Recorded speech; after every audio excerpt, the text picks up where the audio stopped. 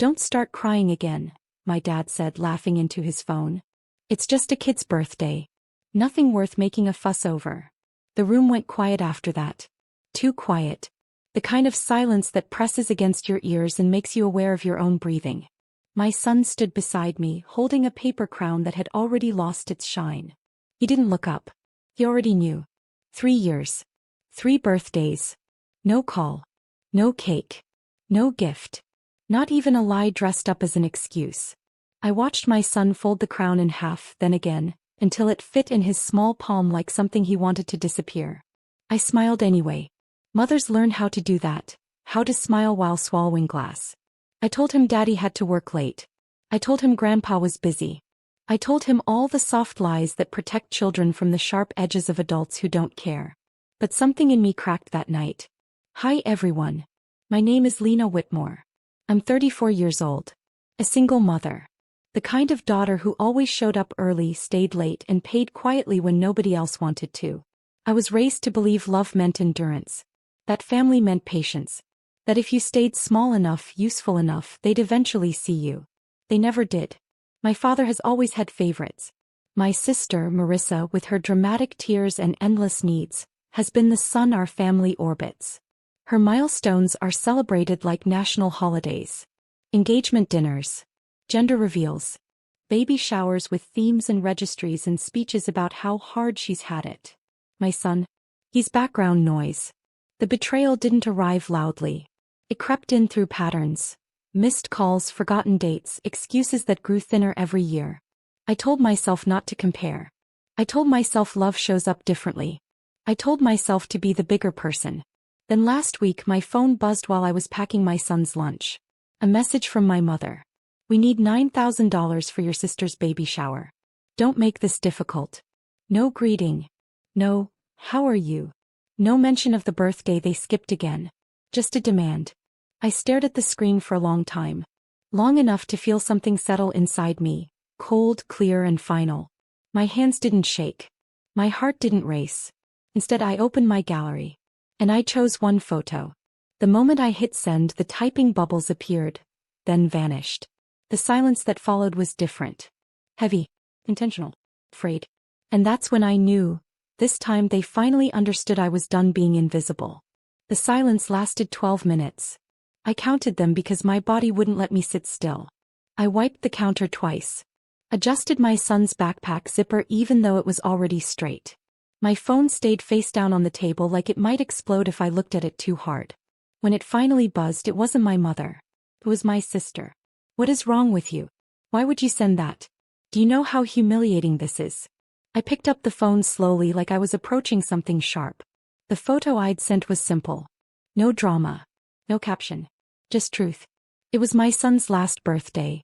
Him sitting at our small kitchen table. One lopsided candle melting into a grocery store cupcake. A handmade card that said, "I waited for Grandpa." His smile didn't reach his eyes. The timestamp was clear. The date unmistakable. I hadn't sent it to shame them. I'd sent it to stop lying. I typed back one sentence.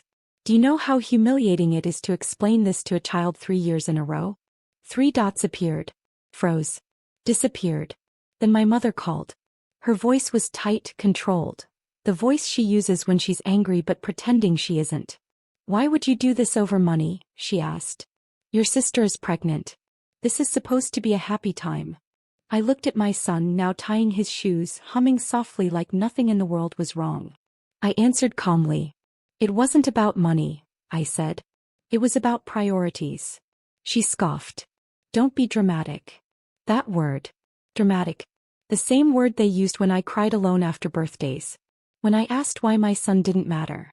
When I swallowed my hurt so Marissa could shine brighter. Something in me shifted then. Not anger. Not sadness. Distance. "I won't be sending the money," I said. "Not now. Not ever." The line went dead. No goodbye. No argument. Just a click. Clean and final. I stared at the blank screen, heart steady, realizing something terrifying and freeing at the same time. They weren't silent because they were hurt. They were silent because they were losing control. The next morning my father showed up at my door. No call. No warning. Just 3 sharp knocks that echoed through the apartment like accusation. My son froze mid-bite at the table. Peanut butter smeared on his chin. His eyes lifted to me first, searching for permission to be scared. "Finish your breakfast," I said gently. "I've got this." When I opened the door, my dad didn't look angry. That almost hurt more.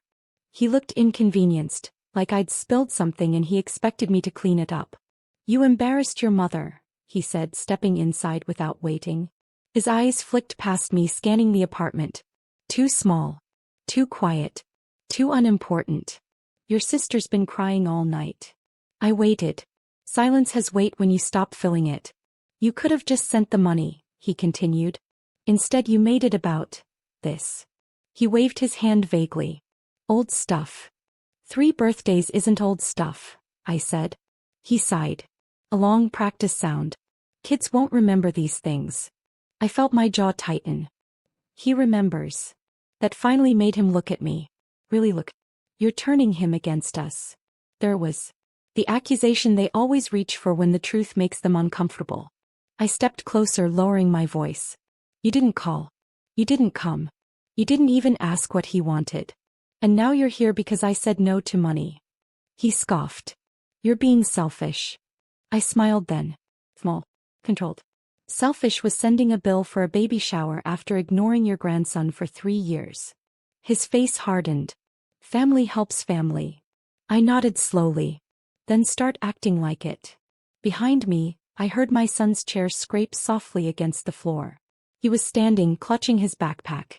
"Mom," he whispered, "is Grandpa mad at me?" My father didn't answer. I did. "No," I said, meeting my son's eyes. "He's mad because he doesn't like being reminded of what he chose." And in that moment I knew this wasn't just about money anymore. It was about who finally gets seen. My father didn't stay after that. He muttered something about attitude and raising kids wrong, then walked out like the conversation had failed him, not the other way around. The door clicked shut behind him, and for the first time I didn't feel the urge to chase after it. No apology forming in my throat. No guilt crawling up my spine. Just quiet.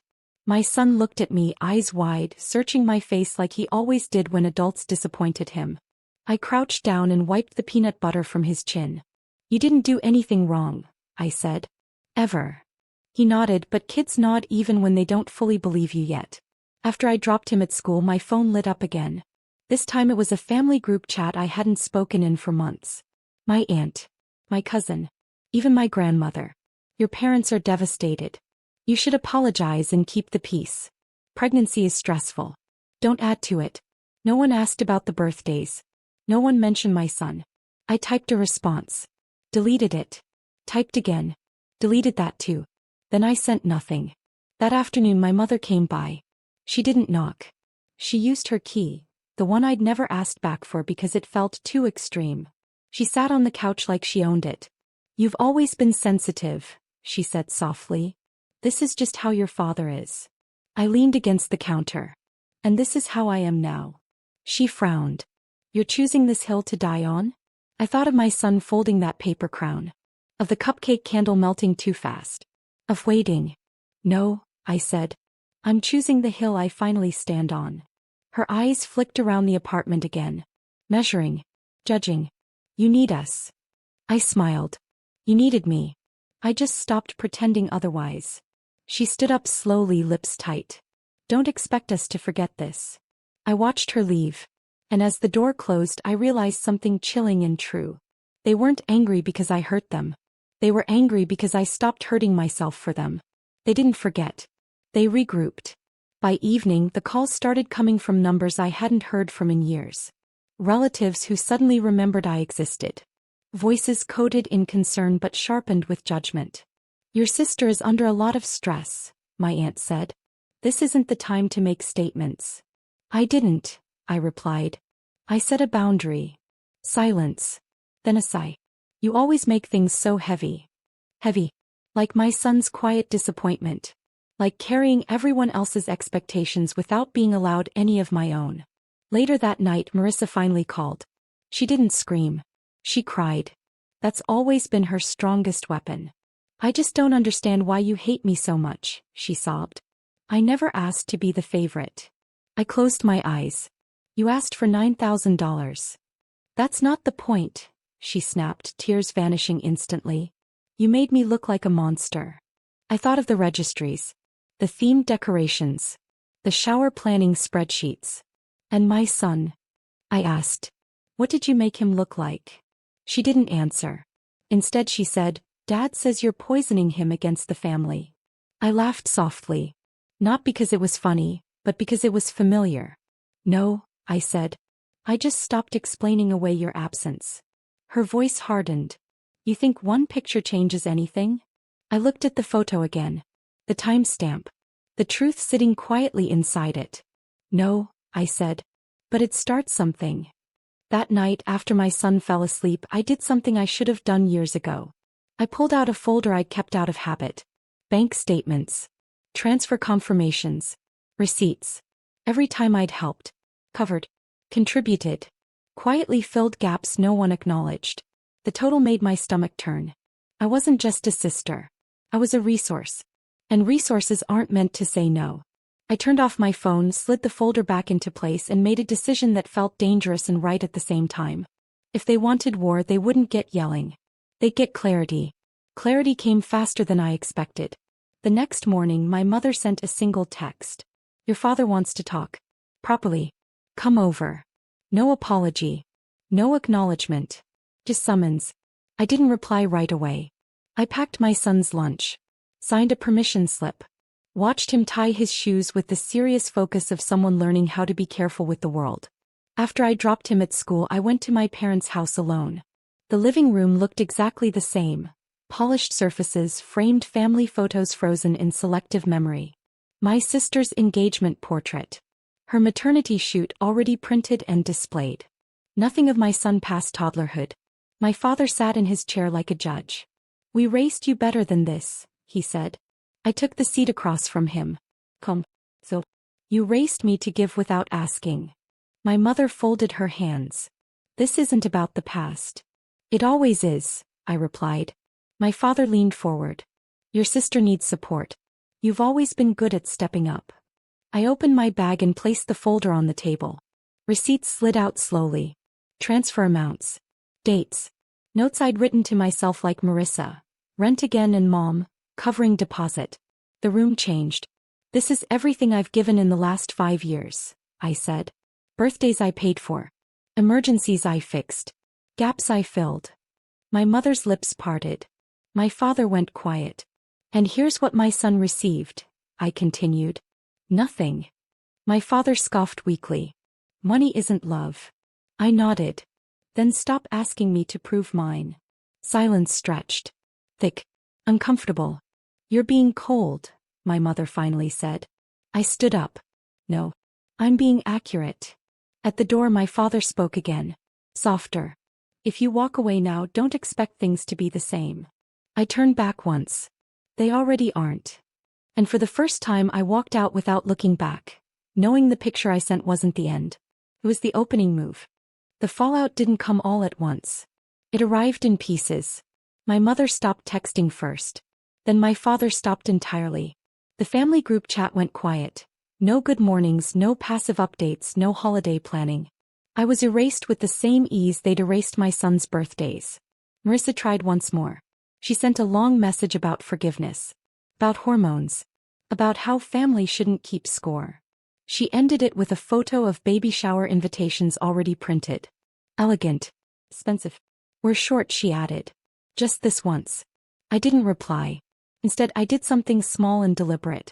I framed the photo I'd sent them. Not out of spite. Out of truth.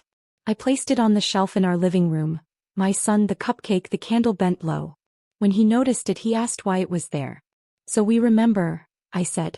That week something unexpected happened. My father showed up at my son's school. I wasn't there. But the office called me, voice cautious.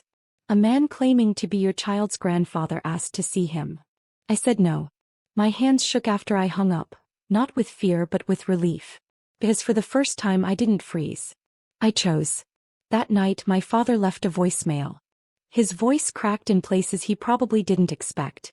I didn't think it mattered, he said. I didn't know he'd notice. I sat on the couch listening twice. Then I deleted it. Not because it didn't hurt, but because it came too late to rewrite the past.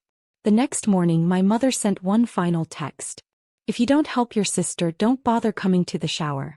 I smiled at the screen. They still thought this was about attendance. I replied with one line. I won't be coming, but thank you for finally making that clear. And as I sent it, I realized the silence ahead wasn't punishment. It was peace, earned, protected, and finally chosen. The baby shower happened without me. I know because the photos appeared anyway. Filtered smiles, pastel balloons, captions about family love. My sister glowed at the center of it all, hands folded over a future she'd never had to fight for. My parents stood beside her, proud, complete, unbothered. I closed the app without commenting. That evening my son asked if we were going to a party. No, I said gently. But we're doing something better. We baked a cake together. Chocolate. Too much frosting. He cracked the eggs like he meant it. We laughed when the batter splashed the counter. When it came out of the oven, uneven and perfect, he lit a candle himself. For me, he asked. For us, I said. As he blew it out, he didn't look at the door. He didn't wait. He smiled, wide and real, and that's when I knew the cost had finally shifted. A week later, a message came from my father. Short. Careful. Do you ever want to talk? I didn't block him. I didn't reply either. Because justice doesn't always arrive as confrontation. Sometimes it arrives as absence, felt most by the people who assumed you'd always be there. I framed one more photo that night. Not the cupcake this time. It was my son and me, flour on our hands, laughing in our kitchen. No audience. No approval required. I hung it where the old expectations used to live. And in the quiet that followed, something settled into place. Solid, unshakable. They lost access to me. My son gained a mother who stopped apologizing for choosing him. And that was the only ending that ever mattered.